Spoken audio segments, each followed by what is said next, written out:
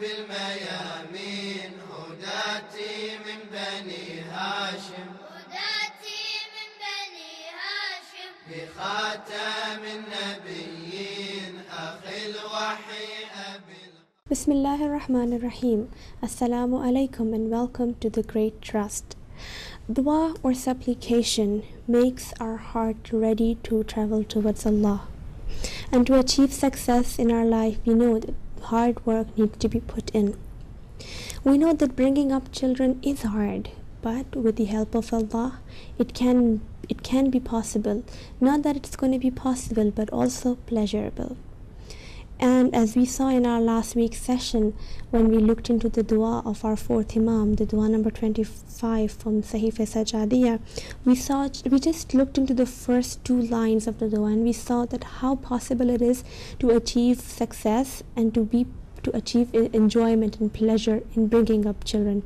We all know that it's hard in this time and era, but obviously with the help of Allah, with dua, it is possible.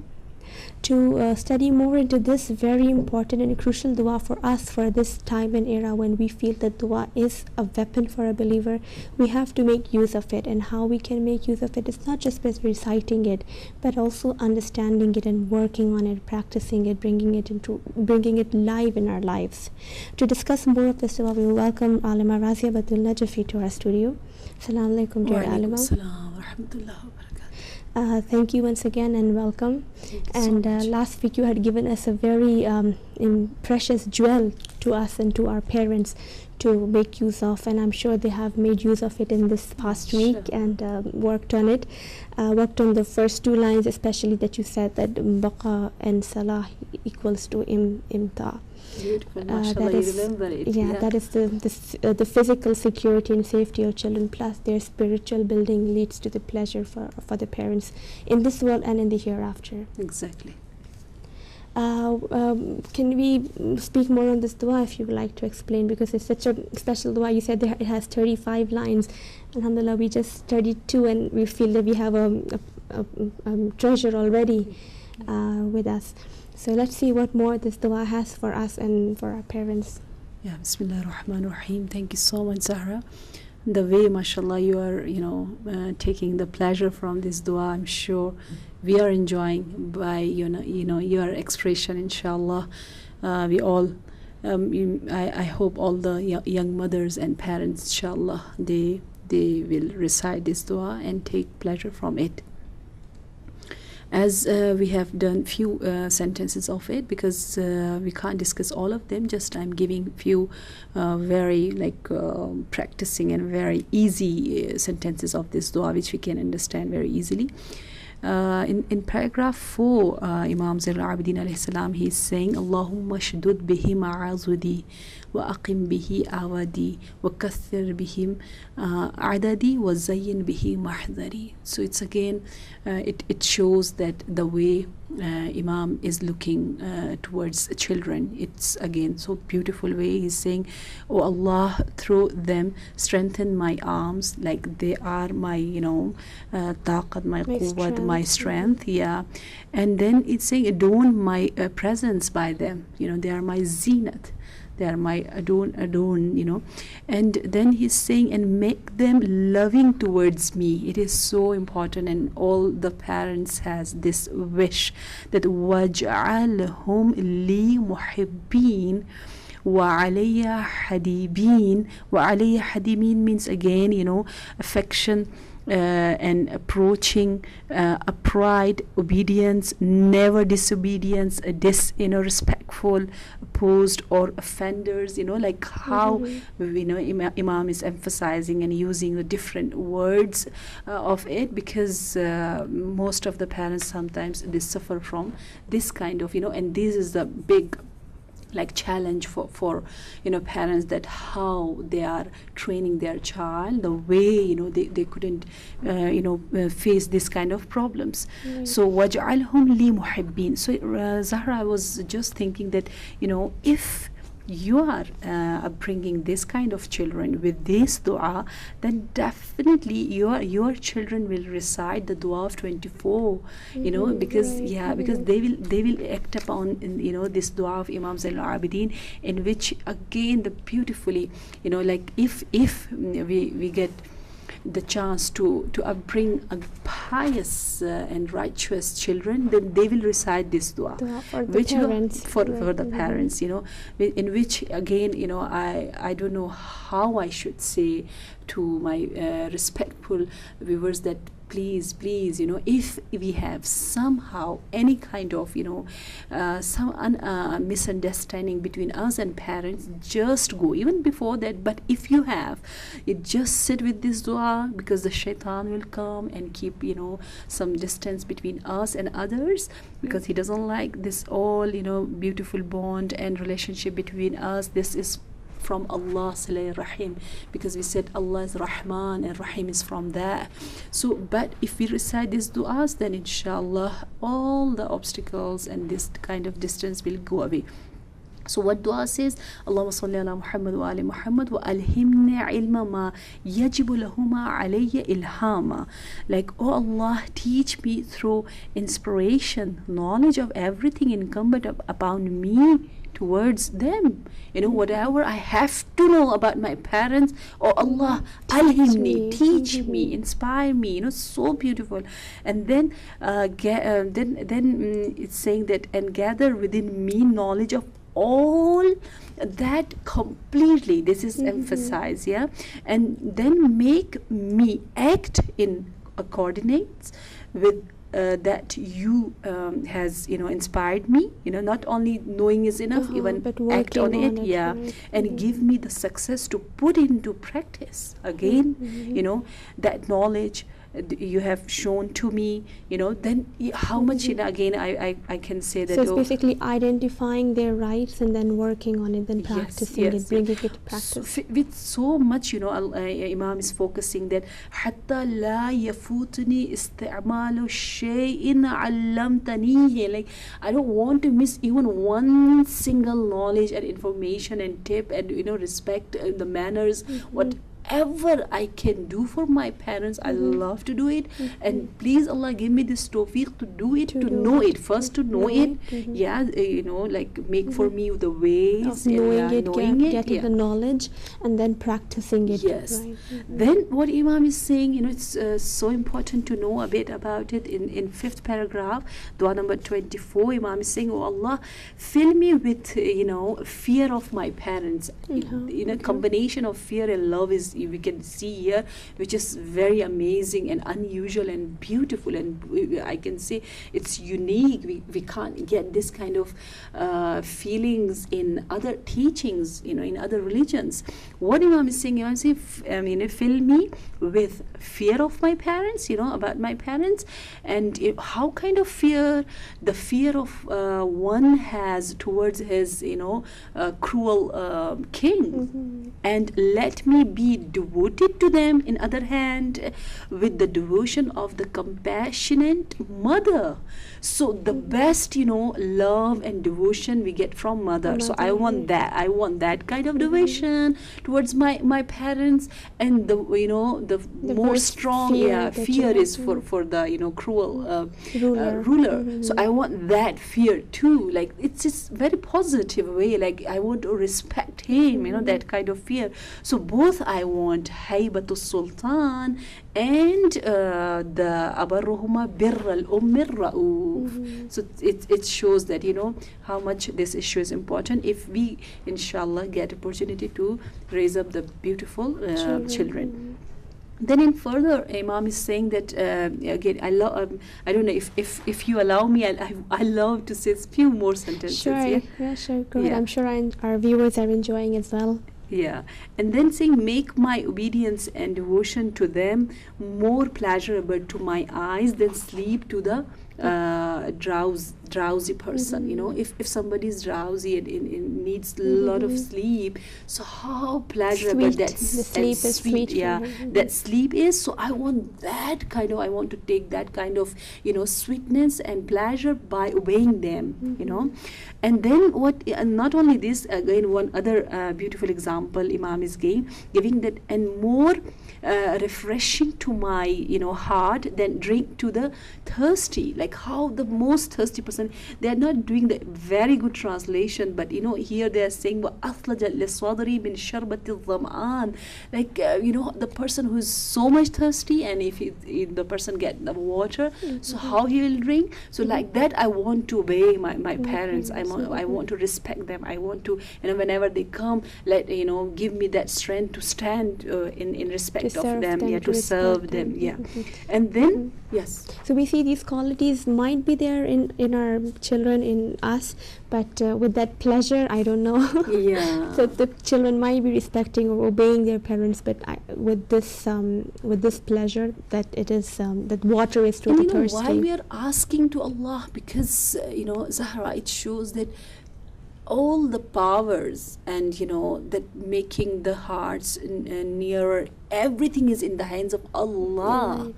The source of love and everything is Allah. And we have I think we discussed, yeah, this, right? if we realize that, you know, everything is, you know, He's the Originates from muqallib al-qulub, like He can change the, you know, hearts and everything. So then if I ask from Allah, oh Allah, this a bit, it shows sometimes it's not an easy task, you know, to obey our parents, because sometimes they don't understand us. Yeah, it's not an easy task, because sometimes I don't want to do it. That's why they said, you know, hatta uthira ala hawaya hawahuma. I love this one, and which is the, again, very, very difficult job. Like Imam is saying, you know, make for me this difficult way so easy. So why? So that I may prefer their inclination to my inclination. So that I may prefer their inclination to my inclination, and, you know, their desire and wishes to my So wishes. give their wishes priority over my wants and and wishes. set their satisfaction before my satisfaction. You know, they are more important, and make them more important in my eyes. So that kind of sacrificing, you know, feelings and that kind of power, it's not easy nowadays to get. But if we ask Allah, then definitely أقدم على رضايا رضاهما. You know, their rida, their pleasure is, you know, very, very important in my eyes. Oh Allah, make compared to my pleasure, then again, you know, it's very important. And Imam is saying that, you know, even they have done little to me, but you make it so much in my eyes. And even if I have done so much to them, but make it very, you know, little to my eyes. Yeah, less. Basically, the quality of humbleness. Yes, yes. You know, like maybe they are not very good in akhlaq, my parents. Maybe they are not very, you know, educated people. They're, you know, sometimes they do injustice with me. But whatever little they have done, you know, Allah make me think about that little. Yeah. And just, you know, make me very positive towards them. So look at the, you know, again, the vision of our Imam Sajjad alayhi salam. Right. So all these things are when the child reaches the age when he prays for their parents, it is the result of the parents' hard work, right? If they had worked on it, on the child during this youth and his young age, and Zara, I think if we as a parent, we recite this dua number 24 for them, then they will recite 5 for them, then they will recite 24 for us, you know, because nowadays, alhamdulillah, we are reciting this 24 for our parents, and, you know, 25 for our child, yeah. So, if the parents, you know, they could recite, and they have recited, and they have acted upon about dua number 25, then definitely their children will recite and act upon this dua, which is a wish of all the parents, you know, they want to get. And just in the last, you know, paragraph, I love to say it, because Allahumma khaffid lahuma sawti wa atib lahuma kalami wa alil lahuma arikati. So beautiful, because, you know, I know nowadays people, they don't have time, they don't want to recite it, but I'm so positive about my Muslim and, you know, very spiritual mothers and fathers, that inshallah they will recite more. That they're saying, Imam is saying that, oh God, lower before them my voice, make agreeable to them my words, make mild before them my temper, because it's not easy to control our temper nowadays, and then tender towards them my heart. So there's long dua, inshallah. Just our aim is to indicate, introduce this to dua. everybody, right? It is I would say again a treasure full of words, and Imam is asking for the best qualities a person can and will want in relation to his parents. With this, our break time is here, unfortunately, so we'll take a short break and we'll get back to you. Thank you very much. إلهي بالميامين هداتي من بني هاشم، هداتي من بني هاشم بخاتم النبيين. Welcome back, our viewers, and hopefully you had a nice short break. But now as we discussed the dua that the fourth Imam has given to the parents and to the children, likewise saying, and as our ulama confirmed that if you want your children to pray those duas for us, then we have to recite the dua for them as well, because obviously this life is a cycle. If you do good to somebody, then they do good to you. And yes, just another thing, this is a beautiful dua, and it has mentioned everything a father or mother would want to pray for their child. One very tiny point that says that we see that Imam is asking or is praying to Allah to bless him with the blessing of a son. And we see that not only in this dua but many other duas, it is sort of emphasized, and special dua that they want a son. Is there any wisdom behind it? How can we digest the fact that why is it only asking for a son and not a daughter, whereas a son and a daughter are both equal in the eyes of Allah? Yes, many people, they have this question in their mind, but we can see that the character of our Anbiya, prophets and other Imam wasn't like this. Like it doesn't mean that all of them just they're asking for blessing of son. Like how people, they say about inheritance, they say that always the inheritance of girl is half of the boy, Right. But if you see carefully, you can see that sometimes no, it's not like that. That in the eyes of Islam, women or girls is always is a half and half and half. Their position is a half. No, if in parents they get same amount, like mother and Mother father. is more, in fact. Yeah, Right? and in some other cases we have in law, in Islamic law, that even the girl get more than boys in some aspect.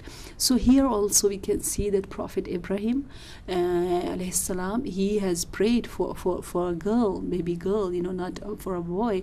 So and we have some other duas where just Imam is asking for awlad, not zakur, not inas, not mentioning. So here we don't know actually what is the wisdom. Maybe Imam needs a son because maybe he didn't have son in that time, because we don't know exactly when he did this dua, and because of that circumstances, and that in that environment he needs more. There was need of son requires more than the girls. So otherwise there was some other wisdom that Imam asked. Otherwise we can see that everything is alhamdulillah, both are them are balanced in the eyes of Islam. Right. And also the biggest example is the example of our Prophet when he gets Bibi Fatima, and he is happy with it, and you see that how Allah has given him the whole generation, which is alhamdulillah there till today from that Prophet's daughter. Right? Definitely. So okay, thank you for clarifying this point for us.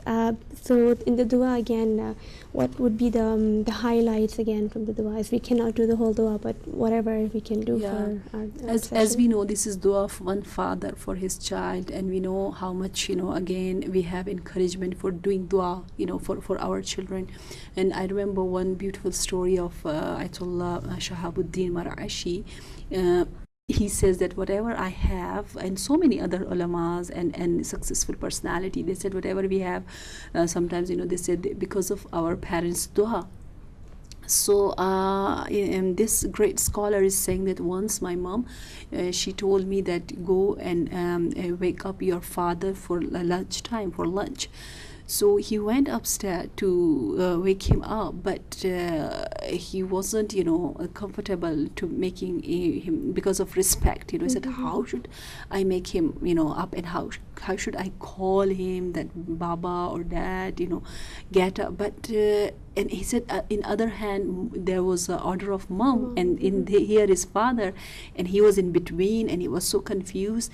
And just he asked to Allah, what should I do? Then if this idea comes in his mind, and he started to kiss his father's feet.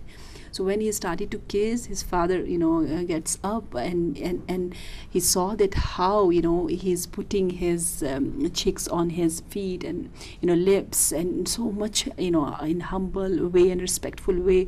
Then definitely father likes this kind of a beautiful attribute. So then he raised his hand and he said, oh Allah, make him so much blessful, and make him one of the best servant for Islam, and give lot of barakah in his life.